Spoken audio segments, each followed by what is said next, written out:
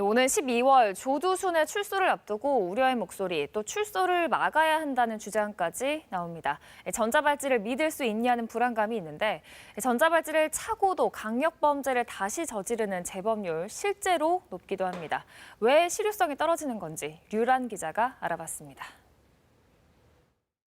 6명을 성폭행해 8년을 복역한 뒤 전자발찌 20년 부착을 조건으로 2018년 3월 출소한 52살의 남성. 하지만 1년도 안 돼 부인을 폭행해 살해했고 숨지기 전에는 성폭행까지 했습니다. 부인은 사망사고 이전에도 신고를 했지만 당시 경찰은 남성이 전자발찌 부착자라는 사실을 몰랐습니다.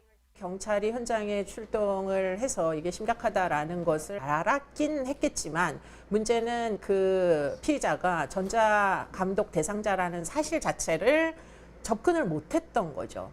전자감시 대상자의 신원 정보는 법무부 소관. 경찰은 자체 시스템으로는 전자감시 대상 여부를 확인할 수 없다고 말합니다. 피해자가 명시적으로 가해자가 전자발찌를 차고 있다라고 얘기하지 않으면 경찰은 알 수 없는 거죠. 그러다가 보니까 단순히 어떤 가폭 사건이라든가 이렇게밖에 접근할 수 없는 거죠. 법무부는 2012년도부터는 경찰도 형사사법 포털에서 전자발찌 대상자를 조회할 수 있다고 반박합니다. 경찰은 조회할 수는 있지만 인트라넷으로만 접속이 가능해 112 신고 등으로 출동한 경찰이 현장에서 확인할 수 없다고 다시 반박합니다.